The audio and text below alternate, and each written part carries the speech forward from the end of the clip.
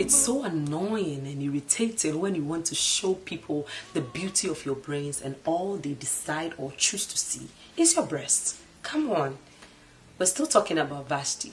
You know, she really wanted her husband to see her brains, but Mr. Ahasuerus was really focused on the breast and the calves. One thing that we can also learn from Vashti, many things I have spoken about in the first episode. I spoke about self-knowledge, self-worth, self-value, respect for yourself, and also the power and ability to say no. Today I'm talking about number one, inner beauty.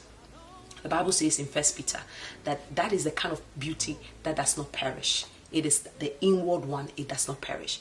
And so Vashti had knowledge about her inner beauty. She wanted to show her husband her inner beauty, her soul, her heart, and not just her beauty and her curves. The Bible says that she was very beautiful, and she was commanded to come, not to show her brains or what she could do, but just to show how beautiful she was. And she didn't do that because she understood that beauty is more inward than outward. So young lady watching me, young man watching me, are you showing your inner beauty or your outward beauty? Sometimes, even most of the times, if I have to say that, let people be attracted to your inner beauty more than your outward beauty, because this one here, it perishes. This one here, without makeup, you might not even like it. Bible says that this, it perishes. It doesn't last for long. But the one that is inside is what makes us. And Vashti had full knowledge about this inner one. And she wanted the people around her, including her husband, to see her heart, to see her soul, and to see the beauty of her brains. And not just the breast and the physiques. So learn to let your inner beauty be appreciated more than the outward beauty. The other thing I'm talking about is that Vashti left the palace. She left the king's house, and we never heard anything about her. She learned how to let go. She let everything go, and she closed the chapter. She wasn't stalking after King Ahasuerus any longer. Today, you'll be watching his status. You'll be following on Facebook, watching every step. Who is he dating again? Who is she dating again? If you leave, if you exit, be bold enough to let your absence be felt. Let your absence be felt. When you read the book of Esther chapter 2, the very first verse, the Bible says that the next morning, after King Ahasuerus had recovered from his drunkenness, he started missing his wife. And he said he felt like he had mistreated her or has dealt with her harshly.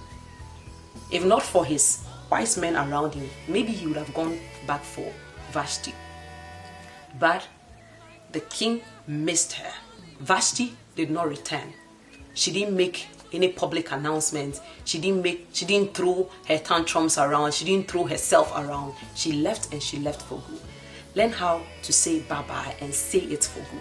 Sometimes it's very painful. Sometimes it's very difficult. But let your absence be felt. It's important that you let your absence be felt. Your value be felt. The king felt like that with Queen Vashti.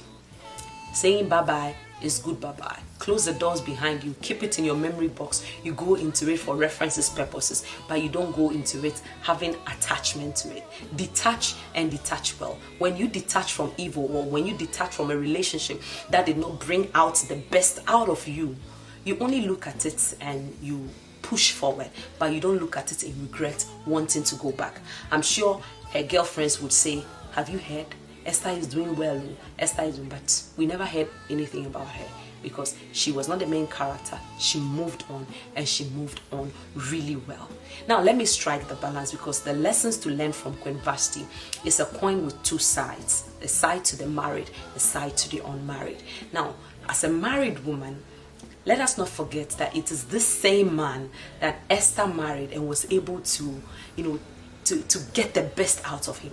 There is a king in every man, and how you approach and how you handle will be able to bring out his kingship. Sometimes as women, I also have that same problem. Our approach and our timing makes everything wrong. We might have a point, we might have a very tangible reason to do what we are doing, but our timing and our approach betrays us all the time.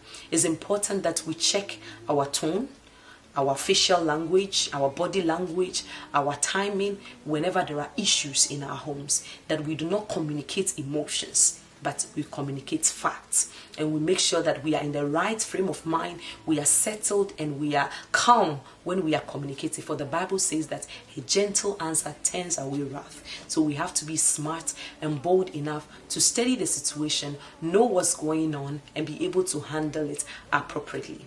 Vashti was part of God's plans. Vashti, in my own view, she paved the way for Esther.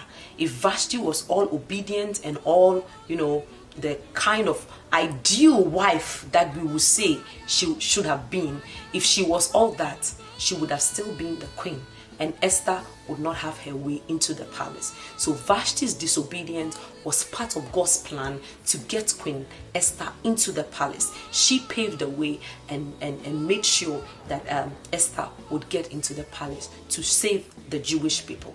Sometimes you put yourself down to make bold decisions, sacrifices, not for your own sake. People, in the sight of people, you might look disobedient, you might look a rebel, you might look like you're out of course, but it's not for your sake, it's for generations to come. Vashti left for Esther to come and for the Jewish people to be saved. So she wasn't that bad after all. There's definitely something that we have learned from her. I have personally learned something from her, and I believe you have also learned something from her. This has been your soul sister, BR Nice, and it's learning from the bad girls. Until I meet you the next time, don't forget to subscribe to this channel if you haven't. Let us push the kingdom together, promoting the gospel together, saving a soul at a time. Until I meet you on the next episode, stay blessed and stay safe.